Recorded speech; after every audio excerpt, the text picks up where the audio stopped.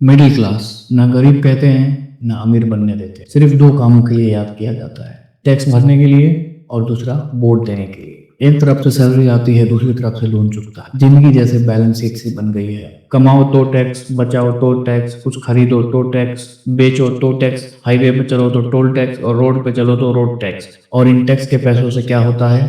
अदानी अंबानी का लोन माफ, क्योंकि हमने अपने दिन बेच दिए हैं। सिर्फ रातें बची हैं, उसमें भी चैन की नींद नहीं आती। और जब कोई इमरजेंसी आई तो एफडी टूटी, एसआईपी बंद हुई और फिर उसके बाद दिमाग। लोग कहते हैं भाई तेरा फाइनेंशियल मैनेजमेंट वीक है। भाई फाइनेंस तो तब मैनेज होगा ना जब कुछ बचेगा। 30 दिन का हिसाब 30 सेकंड की रील नहीं लगा सकते। फाइनेंस इन्फ्लुएंसर ट्रैप की बातें करेंगे और फिर आपको ट्रैप बेचकर चले जाएंगे, जिसमें उन्हें 1500 रुपए तक का कमीशन मिलता है। एक बड़ी बीमारी और पूरा घर का बजट हिल जाता है। इसलिए घर महंगा रखो, लोन दो, 30 साल के ट्रैप में फंसा दो। फिर ईएमआई के लिए 15 घंटे भी काम करेगा, वो भी बिना आवाज के। और ये गेम मिडिल क्लास कभी नहीं समझ पाएगा।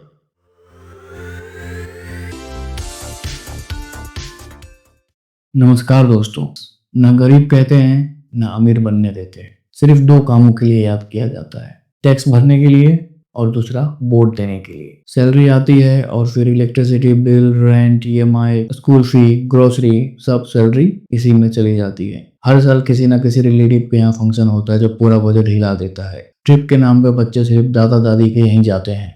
कभी सेविंग्स नहीं हो पाती। सेविंग के बारे में प्लान करो तो कुछ ऐसा हो जाता है कि सारी प्लानिंग ही फेल हो जाती है, पैसा कहीं और ही घुस जाता है। और जब कोई इमरजेंसी आई तो एफडी टूटी, एसआईपी बंद हुई और फिर उसके बाद दिमाग बंद हो गया। आज इंडिया में करीब 78% मिडिल क्लास लोग ईएमआई पे जीवन जी रहे हैं। मोबाइल, कार, बाइक, घर सब कुछ इंस्टॉलमेंट पे ले रहे हैं, क्योंकि एक साथ कभी इतना पैसा ही नहीं हो पाता। एक तरफ से सैलरी आती है, दूसरी तरफ से लोन चुकता है। जिंदगी जैसे बैलेंस शीट सी बन गई है। दोस्तों, मैं भी एक मिडिल क्लास इंसान हूँ। हर महीना सिर्फ सर्वाइवल के लिए मेहनत करता हूँ। सैलरी का इंतजार मुझसे ज्यादा खर्चों को होता है। लोग कहते हैं भाई तेरा फाइनेंशियल मैनेजमेंट वीक है। भाई फाइनेंस तो तब मैनेज होगा ना जब कुछ बचेगा।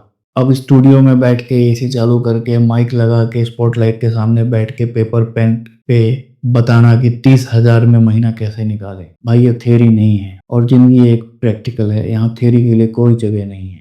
30 दिन का हिसाब 30 सेकंड की रील नहीं लगा सकते। आजकल फाइनेंस इन्फ्लुएंसर आएंगे, बोलेंगे ईएमआई मत लो, नीड्स और वांट्स को समझो, बजटिंग सीखो, और फिर पीछे से क्रेडिट कार्ड का लिंक दे जाएंगे, जिसमें उन्हें 1500 रुपए तक का कमीशन मिलता है। भाई इन्हें तो लाखों रुपए मिल गए कार्ड्स को प्रमोट करके, पर आपको क्या मिला? आपने कार्ड लिया और आपके खर्चे बढ़ गए।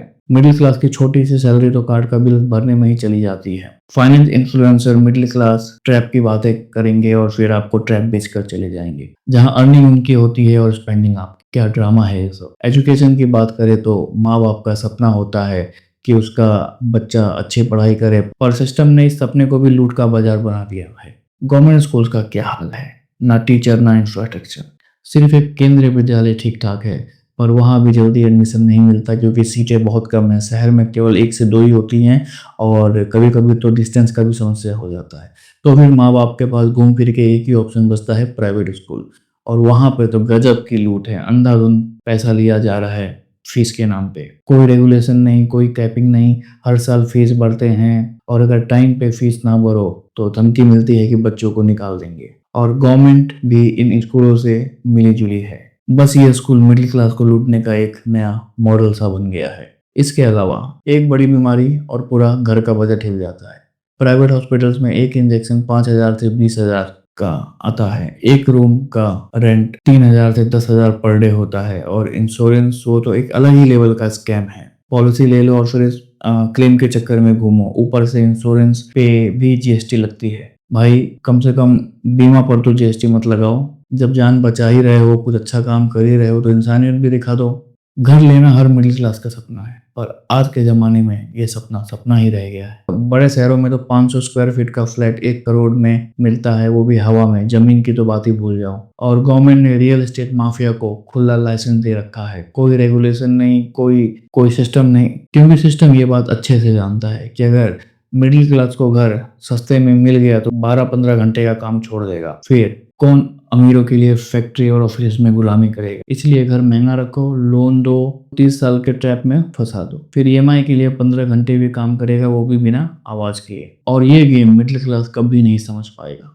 अच्छी डिग्री होने के बाद भी जॉब का कोई भरोसा नहीं, layoff, automations, contract jobs, हर वक्त डर लगा रहता है। जॉब है भी तो परमानेंट नहीं, और अगर 1 महीने का ब्रेक ले लो तो नेक्स्ट कंपनी पूछती है गैप क्यों लिया। अरे भाई, जिंदा रहने के लिए लिया। ना हम गरीब हैं ना अमीर, इसलिए सरकार के लिए हम एग्जिस्ट ही नहीं करते। फ्री राशन नहीं, स्कॉलरशिप नहीं, रिलीफ नहीं, बस हर बार एक ही message, please pay your taxes before due date. और सैलरीड पर्सन का तो कट के ही आता है। कमाओ तो टैक्स, बचाओ तो टैक्स, कुछ खरीदो तो टैक्स, बेचो तो टैक्स, हाईवे पे चलो तो टोल टैक्स, और रोड पे चलो तो रोड टैक्स, जो कि व्हीकल खरीदते टाइम ही ले लिया जाता है। और उसके बाद हमें क्या मिलता है? रास्तों में खड्डे और पूरा रास्ता ही खराब, कोई अकाउंटेबिलिटी ही नहीं है। अब इसके अलावा सोसाइटी में अगर 7,500 से ज़्यादा का मेंटेनेंस है तो उस पर भी जीएसटी लगेगी। और इन टैक्स के पैसों से क्या होता है? अदानी अंबानी का लोन माफ। भाई, हम मिडिल क्लास लोग 12 घंटे मेहनत करके कमा रहे हैं सिर्फ इन अमीरों के कर्जे चुकाने के लिए। दिन हमारे पास है ही नहीं, क्योंकि हमने अपने दिन बेच दिए हैं। सिर्फ रातें बची हैं, उसमें भी चैन की नींद नहीं आती। शादी एक सेलिब्रेशन नहीं है, एक बर्डन बन चुका है। मिडिल क्लास फैमिली अपने 10 से 20 साल का सेविंग सिर्फ एक शादी में उड़ा देती है, सिर्फ इसलिए क्योंकि सोसाइटी क्या कहेगी। लोन लेके शादी करना, फिर उसके इंटरेस्ट में जिंदगी निकाल देना। और सबसे बड़ी बात, हर इंसान की अपनी कहानी होती है, अपना स्ट्रगल होता है, अपना सपना होता है और अपना सक्सेस होता है। तो किसी इन्फ्लुएंसर, किसी दोस्त और किसी रिलेटिव से अपना कंपैरिजन मत करो। सबका टाइम अलग होता है, सबकी फाइट अलग होती है। तुम्हारी कहानी किसी एक्सेल शीट में नहीं लिखी गई है। तो अब सॉल्यूशन क्या है? ज्ञान की बात नहीं करूंगा, सिर्फ ग्राउंड लेवल बातें करूंगा। सबसे पहले अपने मन से बात करो, क्या जरूरी है और क्या सिर्फ दिखावा है। नीड्स और डिजायर्स को समझो, सोसाइटी के प्रेशर से दूर रहो, और क्रेडिट कार्ड से जितना दूरी बना सकते हो उतना दूरी बना के रखो। अगर ऑलरेडी लिया हुआ है तो उसको बंद कर दो, अगर ज़रूरी नहीं है तो, क्योंकि सैलरी बिल भरने में चली जाती है और फिर इंटरेस्ट के दलदल में आदमी फंस जाता है। मन बड़ा चंचल होता है, और अगर क्रेडिट कार्ड पास में है तो मन उछलने लगता है और फिर जेब खाली होती जाती है। अब फाइनेंस मैनेजमेंट कोई रॉकेट साइंस नहीं है। You don't need to buy a paid courses from influencer. हर कोई अपना ही राग गाता है, किसी का मेथड किसी और पे अप्लाई नहीं होता। बस एक ही काम करो, अपने डिजायर्स को कंट्रोल करो, बाकी सब खुद ब खुद समझ जाएगा और तुम्हारी इन्वेस्टमेंट भी ट्रैक पे आ जाएंगी। आपको अपनी लाइफ चलानी है, किसी स्क्रिप्ट राइटर का टेम्पलेट नहीं। और हाँ, कुछ पॉसिबल सोल्यूशन गवर्नमेंट के लिए भी दे देता हूँ। अगर गवर्नमेंट सही में मिडिल क्लास का हेल्प करना चाहती है तो प्राइवेट स्कूलों में फीस पे कैपिंग लगाए, इंश्योरेंस पे जीएसटी हटाए, रियल एस्टेट सेक्टर में रेगुलेशन लाए, वहाँ पे भी कैपिंग लाए, सैलरीड लोगों के लिए टैक्स स्लैब रिलैक्स करे, और ईएमआई, लोन, स्कैम के अगेंस्ट गाइडलाइंस लाए, प्राइवेट सेक्टर्स में ज़्यादा अपॉर्चुनिटी लाए, और मिनिमम वेजेस फिक्स करे। क्योंकि मिडिल क्लास स्ट्रांग होगा तभी देश का बैकबोन स्ट्रांग होगा। अगर तुम भी एक मिडिल क्लास फैमिली से हो और हर दिन इस ट्रैप में जी रहे हो तो इस वीडियो को लाइक करो, चैनल को सब्सक्राइब करो और कमेंट करो कि मैं भी मिडिल क्लास हूँ, I deserve better respect and not pressure.